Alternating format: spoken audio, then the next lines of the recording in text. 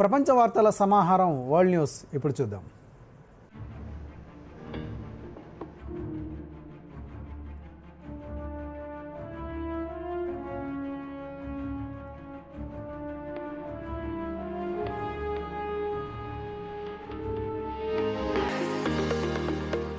చంద్రుడి చుట్టూ ప్రదక్షిణ కోసం అమెరికా అంతరిక్ష సంస్థ నాసా చేపట్టిన ఆర్టెమిస్ 2 యాత్ర దిగ్విజయంగా ముగిసింది.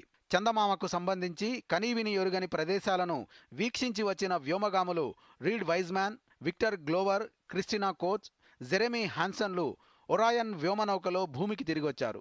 చంద్రుడిని చుట్టి భూమి దిశగా 4 రోజుల పాటు ప్రయాణించిన ఒరాయన్ వ్యోమనౌక గత శనివారం తెల్లవారుజామున అమెరికాలోని శాన్ డియోగో తీరానికి చేరువలో పసిఫిక్ మహాసముద్ర జలాలపై దిగింది. వ్యోమగాములకు నాసా అధిపతి జెడ్ ఇజాక్మాన్ స్వాగతం పలికారు. 2 ఏళ్లలో చందమామపై వ్యోమగాములను దించడానికి, దశాబ్దంలోనే అక్కడ పూర్తిస్థాయి ఆవాసాన్ని ఏర్పాటు చేయడానికి ఈ యాత్ర గట్టి పునాది వేసింది. అమెరికా రాజధాని నగరం వాషింగ్టన్ డీసీలో భారీ విజయ తోరణాన్ని నిర్మించేందుకు అధ్యక్షుడు డొనాల్డ్ ట్రంప్ సిద్ధమవుతున్నారు. దీనికి సంబంధించిన ప్రణాళికను అమెరికా ప్రభుత్వానికి చెందిన US commission on fine arts శుక్రవారం విడుదల చేసింది.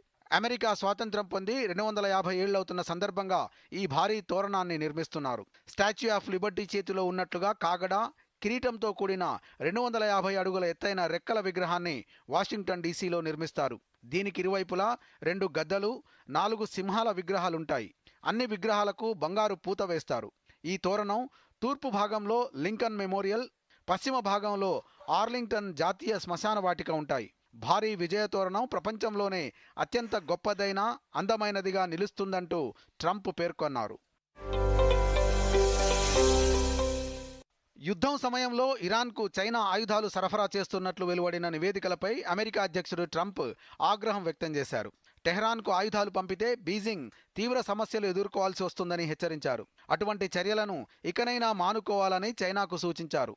చమురు నౌకల ప్రయాణానికి హర్ముజ్ను తిరిగి తెరవడానికి వీలుగా సీమైన్స్ను తొలగించడానికి తమ దళాలు కృషి చేస్తున్నట్లు వెల్లడించారు. యుద్ధం విషయంలో నాటో వైపు నుంచి అమెరికాకు ఎటువంటి సాయం లభించలేదని ట్రంప్ పేర్కొన్నారు.